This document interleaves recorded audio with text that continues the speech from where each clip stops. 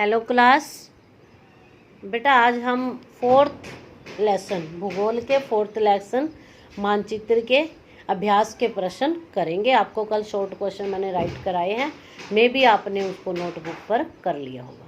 तो आज करते हैं अभ्यास के प्रश्न। पहला प्रश्न है आपका, मानचित्र के 3 घटक कौन कौन से हैं। ये आपका शॉर्ट क्वेश्चन में भी मैंने करा दिया। मानचित्र के 3 घटक हैं, दूरी, दिशा और प्रतीक। ठीक है। नेक्स्ट है, प्रधान दिग बिंदु कौन कौन से हैं। कौन से हैं? 4 हैं, उत्तर, दक्षिण, पूर्व और पश्चिम। पूर्व, पश्चिम, उत्तर, दक्षिण। दिग बिंदु मीन्स दिशाएं। नेक्स्ट है, मानचित्र के पैमाने से आप क्या समझते हैं। ये सारे बेटा शॉर्ट क्वेश्चन में भी मैं आपको करा चुकी हूँ।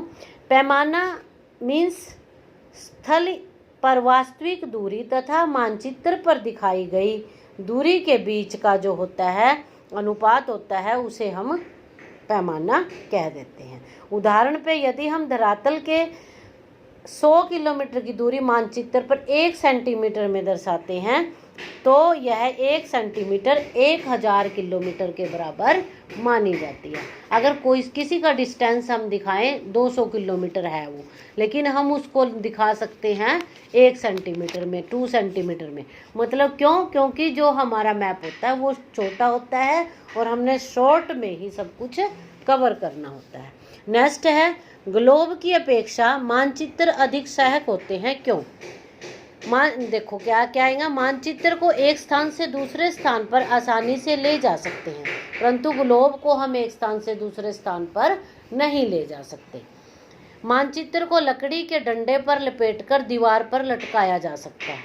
मानचित्र पता है आपको, मैप जो बेटा क्लास में होते हैं तो हम आपको दिखा देते, लेकिन अब आपको नहीं पता चलेगा। मानचित्र बड़ा है, वैसे 5th में आप करके आ चुके हैं। मानचित्र को बंद करके जेब में भी डाला जा सकता है। मानचित्र पर पृथ्वी के छोटे भागों को बड़ा करके दिखाया जाता है, अतः हम पृथ्वी के छोटे भागों को आसानी से देख सकते हैं। ग्लोब पर 2 स्थानों के बीच की दूरी पैमाने से नहीं मापी जा सकती, परंतु मानचित्र पर किससे मापी जा सकती है? पैमाने से। मानचित्र पर 2 विभिन्न प्रदेशों पर तुलनात्मक अध्ययन करना आसान है। नेक्स्ट है, मानचित्र एवं खाका के अंतर बताइए। अब मानचित्र किसे कहते हैं? पता है ना आपको मानचित्र किसे कहते हैं? मानचित्र पृथ्वी की सतह या इसके एक भाग का पैमाने की सहायता से चपटी सतह पर बनाया गया। जी दोबारा सुनोगे। मानचित्र पृथ्वी की सतह या इसके एक भाग का पैमाने की सहायता से चपटी सतह पर बनाया गया चित्र होता है, जबकि खाका क्या होता है? बिना किसी पैमाने की सहायता के एक छोटे क्षेत्र का बड़े पैमाने पर खींचा गया रेखा चित्र होता है। आई समझ में बात? दोबारा देखोगे, खाका क्या होता है? ये मैं कल बेटा आपको करा चुकी हूँ, चाहे आप वो भी क्वेश्चन इसमें राइट कर लेना। ठीक है। अब नेक्स्ट क्वेश्चन है, कौन सा मानचित्र विस्तृत जानकारी प्राप्त करता है। कौन सा मानचित्र विस्तृत जानकारी प्राप्त करता है? बड़े पैमाने वाला। कौन सा? बड़े पैमाने वाला मानचित्र।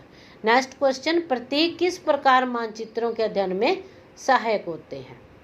अब मैं आपको इसकी डिटेल वैसे ही दे देती हूँ। प्रतीक मैंने जब लेसन रीड कराया था बेटा, जब भी आपको बताया था कि प्रतीक होते हैं सिंबल। सिंबल मीन्स निशान।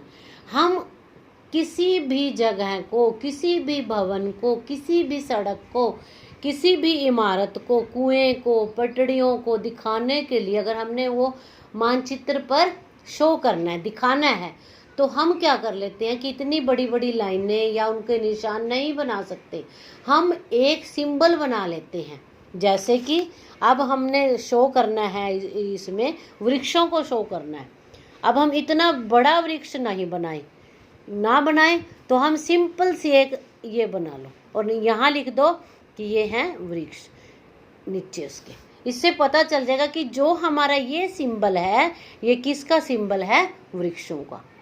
तो अगर हम प्रतीकों का इस्तेमाल करते हैं तो हमें क्या हो जाती है? मानचित्र में जानकारी प्राप्त करने में ये जो प्रतीक होते हैं ये बहुत सहायता करते हैं। समझ आई बेटा? इसलिए इन प्रतीकों का अध्ययन करने में ये मानचित्र पे हमारे सहायक होते हैं, क्योंकि हम किसी भी रेल की पटरी होगी, पुल होगी, सड़क होगी, भवन होगी, उनको एक बड़ी आकृति में ना दिखाकर उनका एक सिंबल बना लेते हैं, एक सिंबल निश्चित कर लेते हैं। मान लो ये रेक्टेंगल है ना, सॉरी ट्रायंगल है, इसको हमने वृक्षों का नाम दे दिया। अब आप जीरो दे दो, किसी को जीरो दे दिया हमने, भवन, भवन का सिंबल दे दिया हमने जीरो। तो अगर हमने मैप के अंदर अपने इंडिया या मैप के अंदर कहीं भवन दिखाना है कि वहाँ पे वो तो हम वहाँ पर किसका सिंबल शो कर सकते हैं? जीरो का, भवन के लिए। ठीक है बेटा?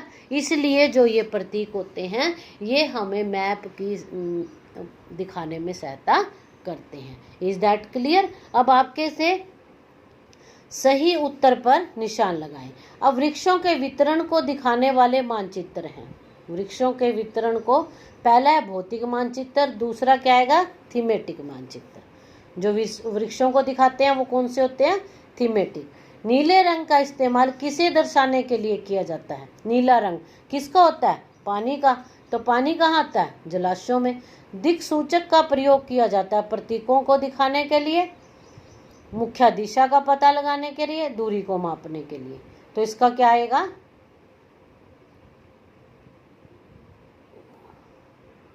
इसका आ जाएगा मुख्य दिशा को दिखाने के लिए। क्या आएगा इसका? ख, मुख्य दिशा को दिखाने के लिए। अगला है हमारा को पैमाना आवश्यक है। पैमाना किसके लिए आवश्यक होता है? मानचित्र के लिए, रेखा चित्र के लिए या प्रतीकों के लिए? मानचित्र के लिए। किसके लिए आवश्यक होता है? मानचित्र। ये बेटा आपकी बुक के बैक एक्सरसाइज थी और ये आपके अभ्यास के प्रश्न थे। आपने क्या करना है बेटा? इन सभी को अपनी नोटबुक पर अच्छे से राइट करना है, सुंदर राइटिंग में। Okay okay.